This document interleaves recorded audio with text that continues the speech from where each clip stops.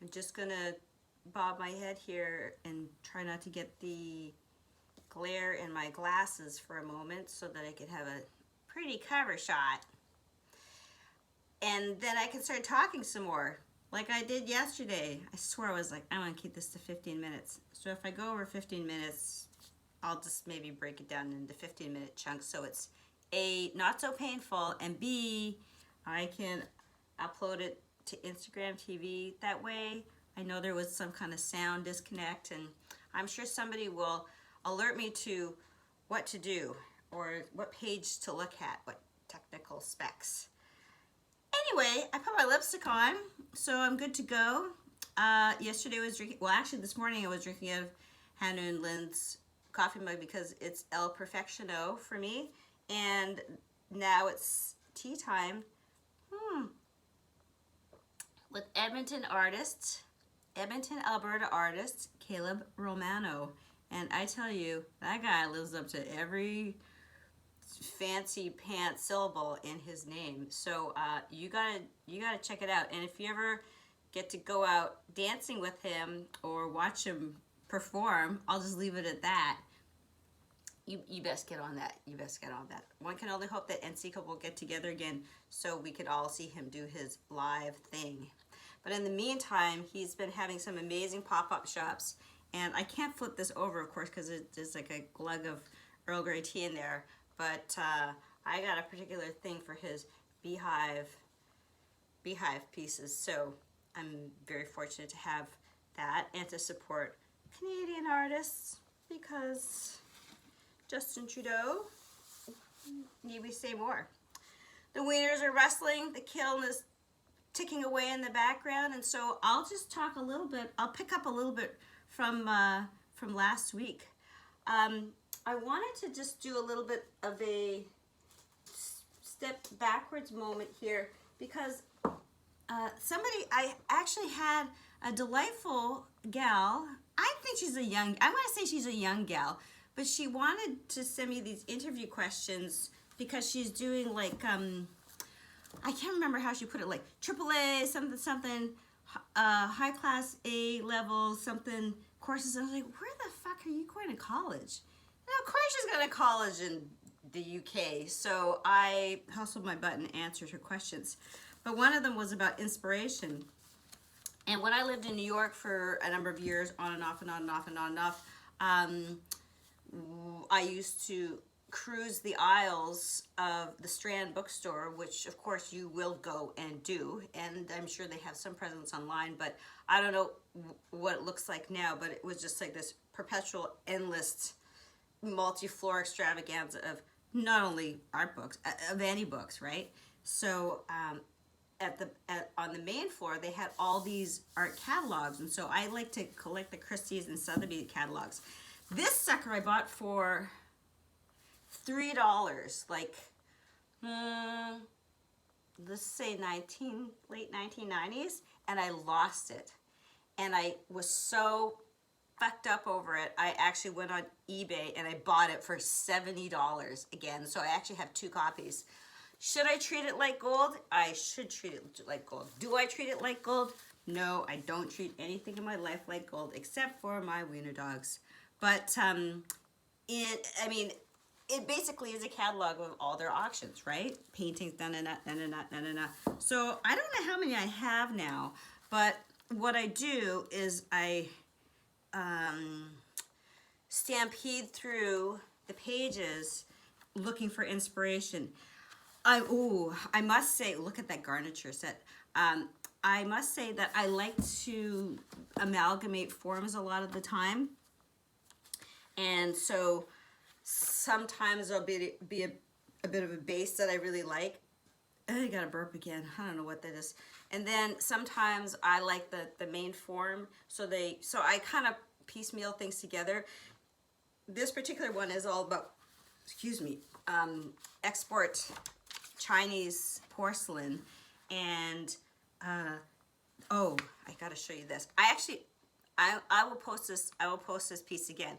But they made it, this boar's head tree and cover circa 1765. It went for $70,000. And then I actually remade it, and I didn't lose it. I lost it in a stupid situation. So it lives with a person. I'm just gonna say it. Sometimes you have ceramic pieces go to people that you're just, it's very rare. It's like there's literally 3 people in this world that like I lost it to them for not so much owing them money per se, but they were like, I'll just take that. And I was so young, and I was so flustered that I lost the piece to them, and I'd like somebody to go and steal it back for me. But that said, this particular catalog deals with a lot of Asian export ceramic ware. There's lots of Qing Dynasty. Not so much Ming in here. Ooh, there's lots of actually I lie, because there's some Staffordshire pieces in there too. So these are the kind of things that I look for. And of course, a lot of this is now on the internet, but I have worn the pages of these to like make an amalgamation of forms together. So I like that because I like historical ceramics, and I think there's a benefit to trying to recreate something to a T, like the form. I feel like you actually, it's very cosmic, but I feel like you get it into your hands. I feel like if you draw a form enough times, you start to get it into your brain, osmosis or something like that. And then when you start to throw it, like I just don't have the control. Throwing's too fast for me maybe. And with the coil building, like my friend Lois was talking to my friend Marcia on a Facebook page question. I'll get to that. But I think there's something about slowly processing things for me that I get it into my system, so that when I actually come to recreating or something, reimagining a piece or pieces mashed together, I have it in my brain, and I have it in my fingers, and then I have it in real life. And now I'm blanking out. I'm trying to think of the artist. It'll come back to me, and it'll come back to me. But I had another example there. Anyway, I wanted to pick up a little bit off of, so that's that. Go find yourself some catalogs, and I'm sure they still make them, especially now during times of COVID. But I wanted to pick up a little bit from yesterday, and I did the Julia Child thing. As you can see in the back, I have a smaller piece that's bisque, and it's been kicking around for a little while. That's a smaller piece. I actually had to have my oh, look, it looks so glowy. I actually had to have my, it's about a foot tall. I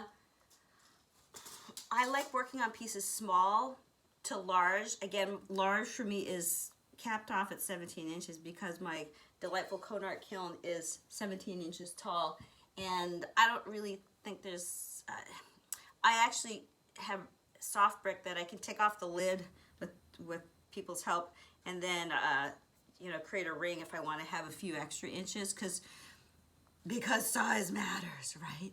And if you just need to have a piece that's it's got to be 20 inches, or then you'll do whatever you have to do. So if you ever need to borrow some soft brick, I hook you up. But I have a piece that's like you can't see it right now, but this is a piece I was working on yesterday, and then this is a piece that I started after that, because I thought, how am I going to talk about a little bit of the middle stuff before I get to the tall stuff? And I also wanted to, and I apologize, Marcia, that I did not, Marcia of Texas via New Jersey. I'm pretty sure she's on the lam. I'm pretty sure she's in a witness protection program, to be honest. Marcia, you write me. You can come to Canada anytime. But I wanted to address a question of hers. She talked about, and I actually thought about it, this like crazy Korean method of these giant coils, and it's almost like you have it wrapped around your arm or your shoulder like a python, and you're like feeding it off of there onto your pot. It seems very who was it? Who was it? Wasn't Burt Reynolds. It was who was like the 1970s actor who was like had the python around them. Was it Burt Reynolds? I can't remember who it was, but it was like, that was crazy. And my delicate little half Japanese, half Scottish. Hands probably could never take that. But she had a question about like what's happening on the inside. And again, like I was talking about this kid the other decade that I was teaching at the Alberta College of Art, he did not attend to things inside. And I thought about it. There's no reason why you necessarily need to smooth everything out. It's just my thing, because I know that it's probably going to get, if it's not attached. I mean, I know that if I left the coils exposed on the outside, and my friend Peter just sent me like an amazing, go check out Kate Malone's feed, or her Instagram feed, and then one of her latest posts, and you'll see some like crazy exposed coil stuff. Amazing. But I don't think there's any reason why you can't leave coils exposed. But I just have a feeling like if I didn't smooth them out on the inside and they got bumped, then the whole thing would eventually fall apart. And I want my pieces to last forever, right? Forever.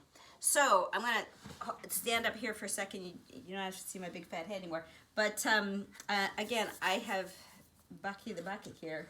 And I very, very, very rarely use like a lot of water. And if I have to use a sponge for anything, I just wring it out till, think of an X and just wring that sucker's neck.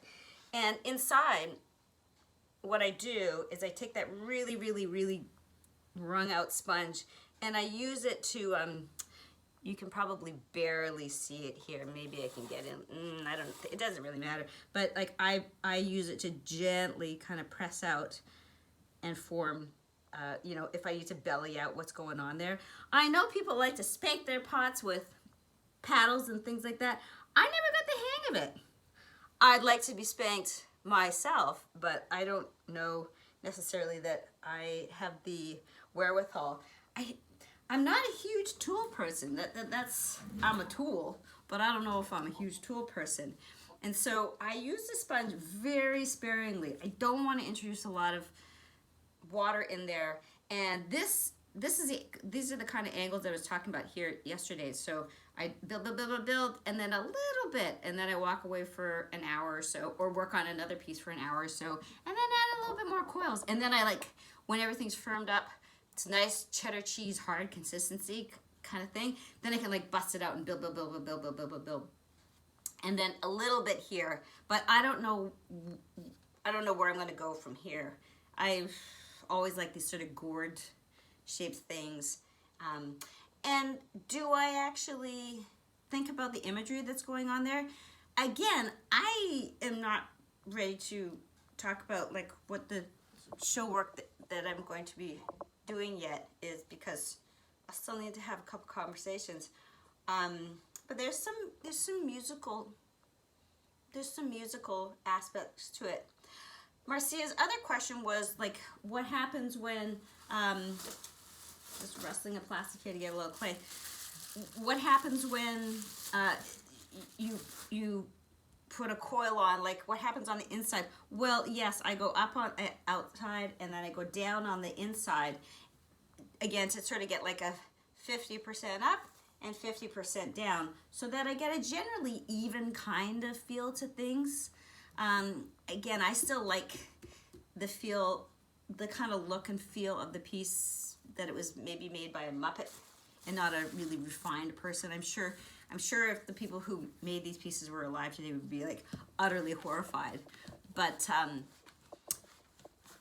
I could talk about my inspirations. I posted a little bit about Grace and Perry the other day, but it had to do with some other stuff. But I don't want to talk about that here because it might involve what my mother thinks about me. That's a secret podcast for us later. Anyway, the short and long and short of it is that yes, it does kind of create a shelf. And when I take the serrated rib and go around there, I do try to have it beveled a little bit on the inside at an angle, so it's kind of got a, like this kind of angle going on. I find if I lay the